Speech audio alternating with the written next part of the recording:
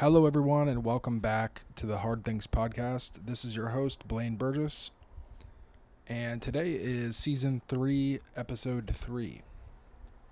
I think I mentioned it recently, but as is a classic pattern in my life, I do tend to get tired of things when they lose their luster, so to speak. I do like a great deal of variety.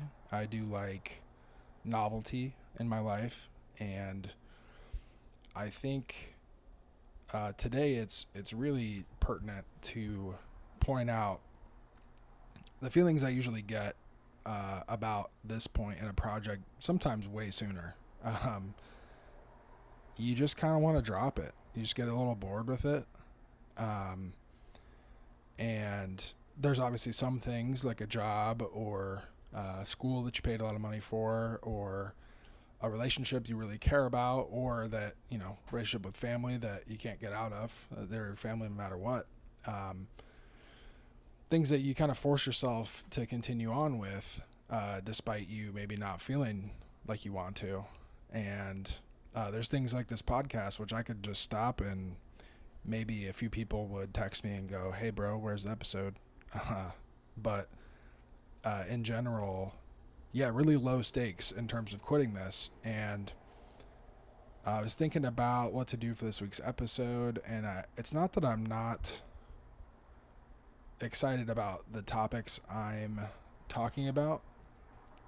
I just think that, again, you lose novelty, and um, at a certain point, you get into habits and consistency. And recently I've kind of railed against habits. I think good habits can be useful. They get you through life and keep you moving, but bad habits are like very, very hard to shake and can equally put you in the hole for that. So what I realized about this podcast is I've gotten in a couple of bad habits. I was kind of letting inspiration come to me, as you should do as an artist. It's not that that's a bad thing, but I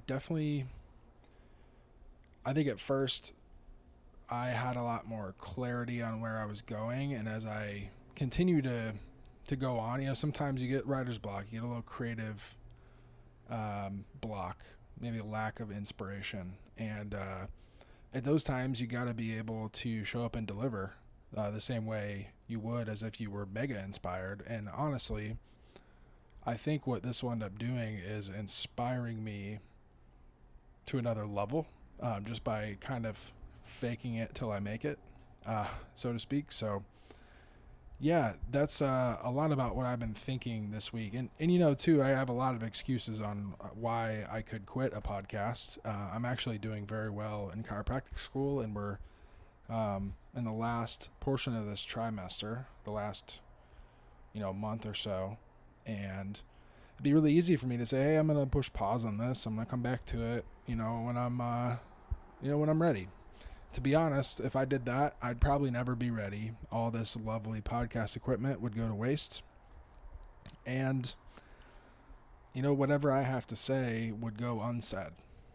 And that's a little bit of what today's episode is about, is not letting that happen. So, yeah, just kind of wanted to pull back the curtain a bit, show how the sausage is made. And folks with podcasts out there, they're filling this airtime, at great expense, to their own, time and thought processes. They're really donating to that. So if it's something you enjoy, it's something that we should all appreciate a great deal. With that said, today, I kind of want to refocus myself. I think maybe a little bit of why I was getting sidetracked, or however you want to say what's going on. Procrastination, I guess, maybe a little boredom. I think in a way I had some bad habits, like I was saying, and one bad habit was kind of lack of structure. So I think at first I spent a good deal of time on structure of episodes, and just every time I would say how I want to start the episode, then part 2 would come to me, part 3, part 4, and I felt like I had a really, really good way of going about it. And then as the seasons change and the topics change, it just changes. And I don't want to be formulaic and robotic in any way, but I do want to kind of grow and flow with the topics and essentially make it make sense. And this season, I've definitely struggled, I think, with structure in a way. The last 2 episodes, if you've listened and you thought they were nonsensical, kind of just train of thought, stream of consciousness, journaling in a way, that's because it was. If you followed along, I'm actually very impressed with you, because there's a lot to digest, and really not that easy to understand, more so because it's not clear and organized. So I challenged myself today to bring it back, reel it in.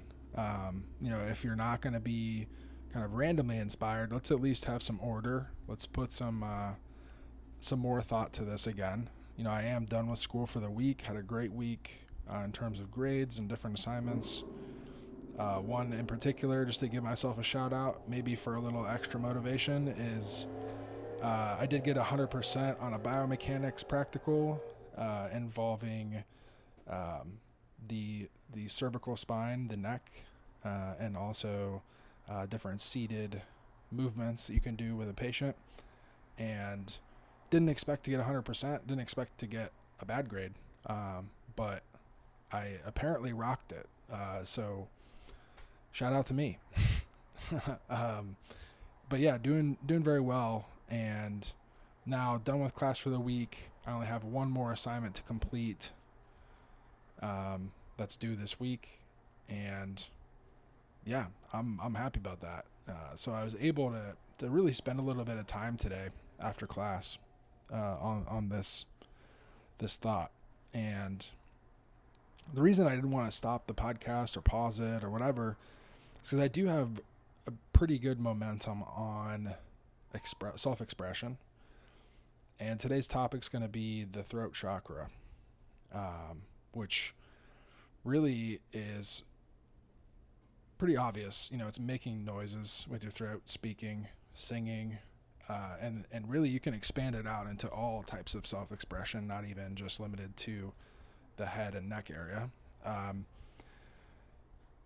And I love this one because for the longest time, I think I did kind of stifle myself. I expressed myself in some ways, and in others, I really held myself back. Just stuck to the readily social acceptable version of myself that I was presenting. But when it came to artistic pursuits or other things like that, I just held back.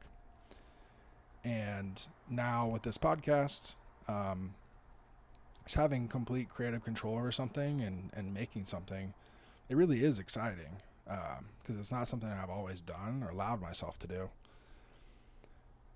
So yeah, this is really integral to what we're doing. And I think, in a way, this is kind of a radical statement, but anyone who's ever had a weight problem most likely just had something on their mind that they weren't saying.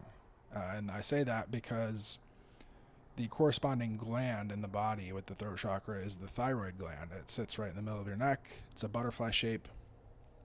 And there's a lot of ways that it can get tripped up.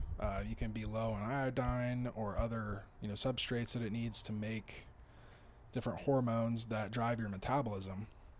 But yeah, if your thyroid is missing, damaged, gone, any number of things that can happen to it in the neck, you will see weight gain just purely because those metabolic hormones are not being pushed into your body.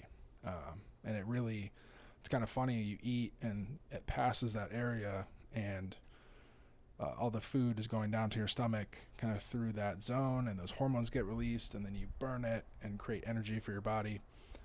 It's a very elegant system, and it's easy to get tripped up. So not to say that if you express yourself, you'll just immediately lose weight, but I think if you have thoughts and feelings in your brain that you're not letting out, it's easy to start questioning your self-worth and questioning, do I really matter? Because oftentimes I think if we're not expressing ourselves because we think no one will care or no one will listen, or, it's kind of to keep the peace, but then you kind of bring the turmoil inside you. So being able to express yourself and then handle the consequences of that, I think, is integral to human life. So with all that said, this is where the structure comes in. I think the next place to take it is going to be into the Buddhism that we've been dipping into. And again, I'm bringing in Buddhism because I've recently come back to really value Christianity in a way I didn't when I was first introduced as a kid. And I also, though, and not limiting myself to Christianity only, there's a lot of wisdom within humanity, and it's popped up in different places, religions. To be honest, there's a lot of crossover too. And I genuinely believe that as humans, we're all connected as a species. Maybe not directly. There's not like a wire leading from me to you. But I think when we're born and the process of growing up and the process of living and the process of surviving, there's a lot of ways we can relate to each other. And these different cultures that develop these religions, there's obviously a lot of crossover because the human experience is what it is. It hasn't really been different. Our environments have changed, the technology has changed, but really being humans really hasn't changed that much. So I value the Christian perspective, the Buddhist perspective, and and beyond. And eventually maybe I'll bring those in. But for now, I wanted to continue examining the Noble Eightfold Path that I brought up last week. So just to review, we were kind of talking about wisdom and seeing last week with the third eye chakra and the mind. So those being right view and right intention. So just going right along with that, on down the line, the next three factors of the eightfold path really have a lot to do with this throat chakra and speech and action. So again, this week is right speech, which kind of is just a lot like the four agreements in my mind. Use your word impeccably. So it is just telling the truth, but not in a way that's going to overtly damage anyone. The truth does hurt, but it shouldn't wound, if that makes sense. The truth hurting us should be something we can recover from and become stronger from. Whereas if you're seeking to wound someone, you're seeking to put them out of the game. So that should never be your goal. So right speech is kind of, even if it hurts you, I want you to come back stronger.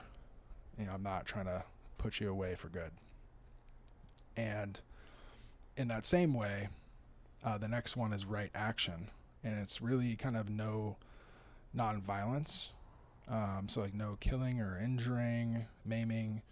And then especially in the like all physical manners. So whether it be a physical fight, altercation, or even sexually, talking about pursuing folks who are both single, first and foremost, and then also interested in you. A reciprocal, pursuit is important to the Buddhists. And then the third prong of this is right livelihood. And this is something I think I've really struggled with, because in life, it's almost impossible to do a job or have something you're doing that doesn't come with a cost, like at the expense of someone or somebody. That morning cup of coffee that you had, there's a poor farmer in Guatemala who farmed those beans, sent them off to be roasted, and then put into your cup for $6. And he maybe got 30 cents, maybe, in that whole transaction. So really not getting the most out of that interaction. And there's different organizations that try to help those things and offset those costs. But essentially, right livelihood is only possessing what's essential to sustain life, not taking more than your fair share. I think in our society, it's really about balance. Like, it's not to say that you can't be a millionaire, but what do you do with those millions? Do you reinvest it into a business so that a father can feed his family? He can work for you and make that happen. What are the externalities of your business? Do you have anything avoidable that you're doing? Any avoidable harms that you could pull back on? And I think what we have a lot of trouble with in terms especially of employment is people get paid a certain amount and then they somehow value themselves more than that number. I think associating yourself with a salary is dangerous in both ways. So you can overvalue your skills and not grow. So you can say, hey, I make 6 figures. I'm great. I'm doing wonderful. When in reality, you're just winning on a high level. You're getting overpaid, and you should probably work on yourself harder and actually, raise yourself up to that mantle of earning that money. And the same is true of the other side is, if you feel you are worth more, then you got to kind of prove it. And you're going to be working on yourself and pushing. But also, you have to take a look at yourself and say, okay, why, do I have no money in my savings account? Well, here's what I'm doing. I'm living like I make 6 figures, but I don't make 6 figures.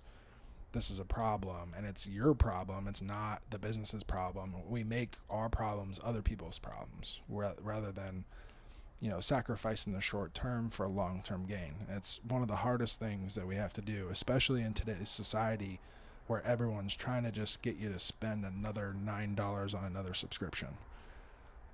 And it makes your life maybe a hair more convenient, but at the end of the day, it's taking way more from you than it's giving. So I think a big realization for me was how much I actually could get away with not doing anymore. Just giving up a bunch of things that I was paying for that I don't need. And now I'm in school and I really live a very simple, humble existence in terms of lifestyle. But I'm getting a lot out of life and I'm having a great time. It's like I'm way happier purely because I'm following my own path. It's not because of anything I'm buying or earning with money, which is a trap I think a lot of us get into. And it's a useful trap for employers to get you to work harder, to try and, everybody needs a carrot on a stick every now and then, I think. But when that becomes the sole reason for you existing, you definitely have to reevaluate that. And I can tell you, I'm not becoming a chiropractor for the money, although I do believe I will be able to make a good living, a reasonable living that will provide for myself and for my future family. So right livelihood is something, as you can tell, a concept that's very important to me. So these 3 factors of the Noble Eightfold Path in Buddhism are collectively called moral virtues, and ultimately Buddhist ethics in a way. And I found this quote on Wikipedia I really liked. So honoring the precepts of this is considered a great gift to others because it creates an atmosphere of trust, respect, and security. It means that the practitioner poses no threat to another's life, family, rights, well-being, or property. And again, like in life, are you looking to beat someone in a competition from which they can come back from that loss better and come back to the game? Or are you looking to bury someone and ruin their life and their ability to have a family, have rights, their well-being. And one thing I've been aware of and becoming more and more aware of, I guess, is in politics. Now, I was watching this great Trump documentary on Netflix, and just is looking back at his life and what led to this, what led to where we are. And his entire life, he's been the exact way that he is right now. No one's ever really, challenged him in a way, because he's so cutthroat and so kind of blind to his own issues that he just kept going, and no one really ever said no. And in a way, I think people almost either wanted to see it because it gave them hope that they could win like that, or it gave them pleasure to see him kind of fumble and stumble and, lose properties or whatever. So, give him a big bank loan so he'll default on it so we can make fun of him. And it's just incredible to see his path in life and what made the man.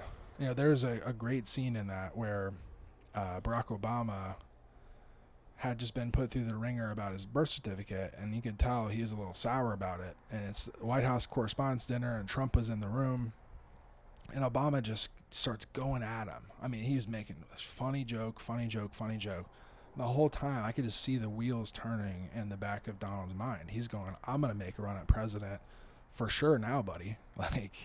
We ain't getting out of this.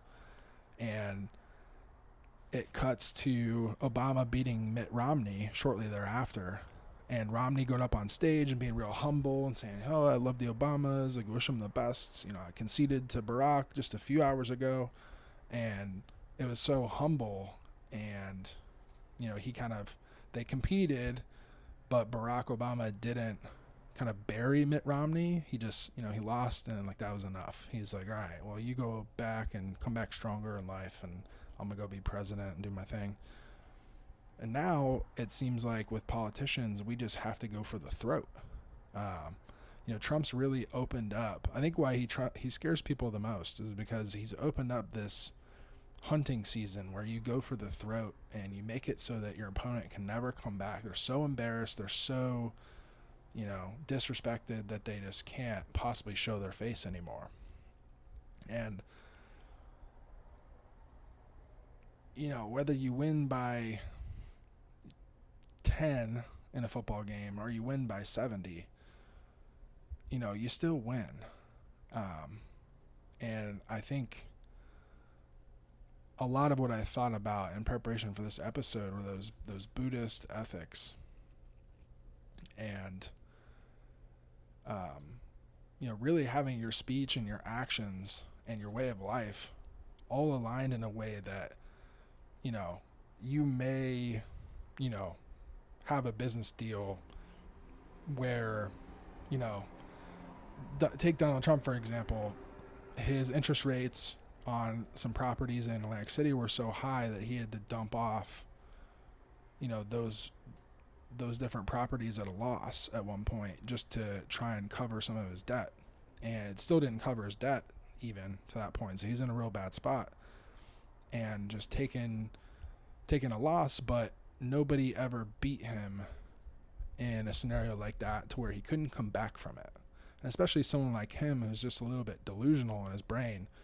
He never said to himself, hey, I got to stop this or this is going to all go bad. He just kind of reinvented himself in a new way every time where he could still go on being himself and, not have to really change too much. He changed a little bit.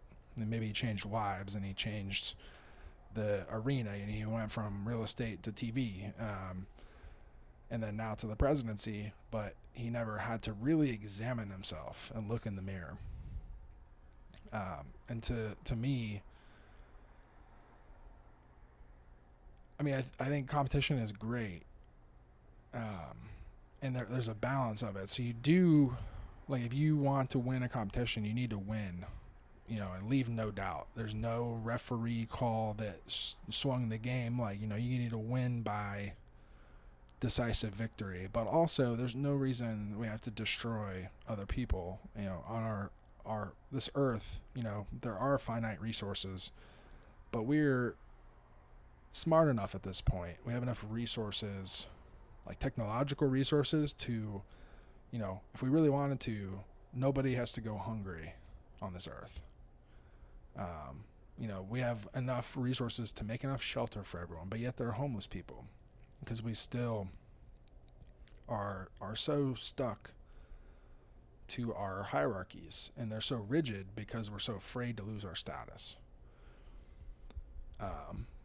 And for me, if I personally have turned away from the hierarchy in favor of just doing the right thing, right speech, right action, right livelihood. And that comes from having the right view and right intention from last week.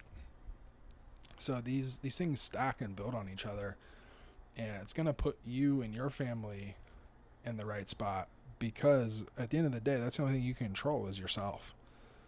You really honestly can't even control your family at the end of the day. Your kids are going to grow up and do what they're going to do. So in the meantime, you can be a good example and do the right thing and show them that, hey, this stuff you do take a couple L's, but this stuff pays off in the long run, and I'm living proof. And show them that the discipline needed to do that is worth it. And all that to say, I just got on a huge rant, I feel like, but I couldn't help but watch that Trump documentary and just think to myself, I'm just glad I never got to the point where I was that broken where I could not examine myself in the mirror and improve as a human being. And at this point in life, the laws of neuroplasticity say, like, it's very unlikely that Donald's going to be able to undo habits, good or bad, from his lifetime. So we're kind of in for the ride as long as he's around. But we can influence younger generations to hopefully understand that, this life is finite, our resources are finite, but we can all exist and compete and have fun and do all the things that we do in life without completely destroying someone. The instinct to completely destroy someone should be, it's been diminished, and eventually it should be, completely eradicated from human nature. Because you can still beat someone without beating them to death. So that's all I'm going to say on that subject, and pivot to the last part of our episode where we get a little tie-in to the Marvel cinema. So in Marvel, the Space Stone is the blue stone, which coincides with the throat chakra. And I thought this was interesting. You think about the Space Stone, the powers it has in the show. First and foremost, I think about Thanos, our villain who collects these stones, and kind of no intention by myself. This is going in the order of which he collects them. So last week we had the Power Stone, which is the third eye, kind of the power to see, without our eyes, just to kind of sense and have intuition. And the stone itself is just what it sounds like, power. It's overwhelming force, basically, in a way, an extension of physical force projection. And the Space Stone is a little bit what it sounds. It allows you to travel through space freely. You basically open up a portal at any point and just walk through it and go wherever you want to go in the universe. And this kind of immediately makes Thanos not only the most powerful without any stones, beating the shit out of the Hulk, to having the Power Stone and the Space Stone. So he has this massive kind of energy weapon, and he can just travel anywhere he wants in the universe at any time. And this starts to make you think, like, why doesn't this dude just go get these stones and go on an absolute rampage and just go get them? You know where most of them are for the most part, but he's just, I guess, dragging it out, savoring it for the story. An ex-girlfriend's father in my past used to say it's in the script. His ultimate dad joke. Because pretty much once he gets a Space Stone, you're pretty omnipotent. and especially with the amount of power he had, there's nowhere he could go where he was necessarily in danger. And I think I like this analogy to both the throat chakra and the concept of space. Is that it is powerful. We know when you speak and you act, especially in ways that people remember, you can even, like the concept of living in someone's head rent free. I mean, you're teleporting into their brain. And your words and your actions do kind of live, I mean, we want to take it back to Donald Trump. He builds a building in New York City. That building's there. Even if he's not there, people look at that building, they think Donald Trump. He's omnipotent. He's there all the time, until the building gets torn down. And the things that he says online, they echo, across, and they, either makes him hated or more popular depending on who you talk to. So I think that's a really interesting concept, interesting way of thinking about space, and taking up space. They say expressing yourself is taking up space, and we all take up varying amounts of space. You can hide and, not release your self-expression, and take up a very small amount of space, even smaller than your actual body. Or you can expand, become larger than life. It's like Batman. Christian Bale Batman says, you can become, I'm just a man, but if you become an idea, it's drives human behavior without, kind of beyond what you can do as just a man. So I like this because it does kind of make you feel like, doing the right speech, right action, right livelihood, you are making a statement. And one thing that I struggle with is patience. I want that right speech, right action, right livelihood to make a difference ASAP, right now. And it genuinely doesn't. When someone lives this way, you can tell they just have a quality about them, and it's, a certain consistency to them. And really, it all comes down to patience, and then also consistency, which I'll be getting into in future episodes. But the patience just to do the right thing and then just wait, and don't expect anything in return, but like the returns on your right action, your right speech, right livelihood,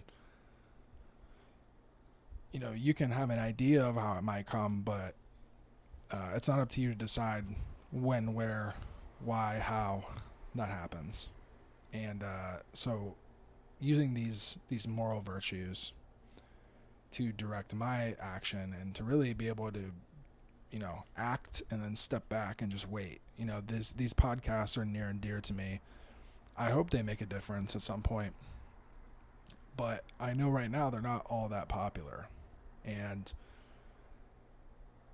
that could change in the future. It might not. And I've, created in this space, without the intention of any specific outcome. It's just, I'm doing this because it's what's on my mind. It's my own self-expression. And at the very least, at someday, like I said, it might be kind of like a audio journal that my kids can listen to get to know their dad better. So at the very least, that would be super valuable to me. And it may not be podcast in the traditional sense. It becomes a total business enterprise. It's just an audio log, and that's cool with me. But also I really would like to help others aside from those future little ones. So I did want to delve a little bit into the Space Stone and talk about its kind of two topics relating to it and two characters in the Marvel MCU that are related to it. So one being Thor. So the Tesseract, which houses the Space Stone, just a blue cube, the blue obviously coming from the stone inside, was held on Asgard, which is the home of Thor, at various times in the story. And I think it is kind of a source of power. Again, you can, travel through the universe with it. Thor would typically project to other places using the Bifrost, which is kind of on the same level as the Space Stone. And eventually the Space Stone is used to restore the Bifrost if it gets destroyed. And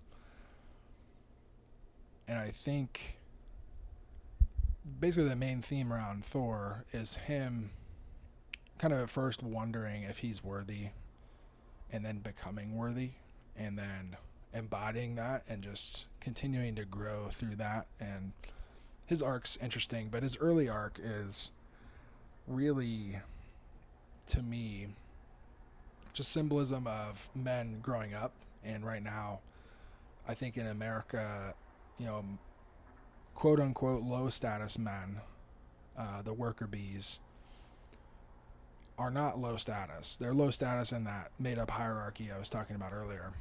And really, I think all men are worthy, but what it comes down to is having the willingness to act on that. You have this thing inside you, and you got to let it out. And that could be all manner of things. It doesn't even have to be a creative thing. It could just be going to work every day and making money and supporting your community. It could be something really, really simple, or something really, really complex. And everyone has that inside them. But you're only worthy if, you kind of, A, figure out what your purpose is, and then B, act it out. And that's kind of where Captain America comes in. I had this statement I wrote down. It says, action takes you places. You go on a journey, an adventure, and you go through things and you learn.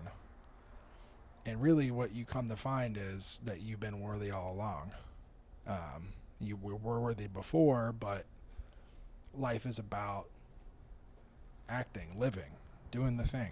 Whatever the thing is, you decide. That's why I love, people can talk about America and some of our negative qualities, but at the end of the day, it's one of the most free societies in human history. And, I can wake up and change completely what I want to do tomorrow. I have a choice about that. And I'm not going to, because I like where I'm at. But you could theoretically start working towards a completely new future at almost any time. And you can tell me all kinds of excuses, like I have kids, I can't just pick up and do this. But it's like, you have 3 hours on a Saturday to write a poem, go outside to the park and get fit, you start running or lifting weights or whatever you want to do. You can use your free time to go do that. And at the end of the day, I think what a lot of people are frustrated with is just our lack of time, which is just a fact of life. There's just facts of life that we just wrestle with. We wish they weren't true. We think that money or something else is going to be able to reverse those things, but unfortunately, the only way to kind of get through that is to accept it and then take action. Just accept our reality and for what it is. Continuously learn about what are the things I can change, what are the things I can't change. Through action, you take an action and you either win or you learn, and then you keep going, you keep adjusting, and that takes consciousness. You have to be conscious of what you're doing, and always, again, don't get stuck in your habits. The habit of dropping this podcast because I got a little bored. As you can tell, I think even through the episode, I've been kind of reinvigorated. Even if this is just kind of an episode, it's not like my best episode ever, but it's going to keep the train rolling. And someone someday will listen to this and say, hey, you know what? I appreciated that. So that's enough for me. But I do think it's interesting mentioning Thor and Captain America that in Avengers Endgame, Captain America does eventually grab Thor's hammer and use it, which, for those of you who don't know, Thor's hammer, Mjolnir, you can't pick it up unless you're worthy of the mantle, the title of Thor. And Captain America was thought to be able to pick it up, but never did. But then, through fighting Thanos, he realized it was time to pick up the hammer. So, a super cool scene in Avengers that people loved, and it just goes to prove that taking action, again, right speech, right action, right livelihood, are kind of what Captain America is all about. So he ended up being worthy as well, and purely out of the fact that he knew the right thing to do and he acted on it.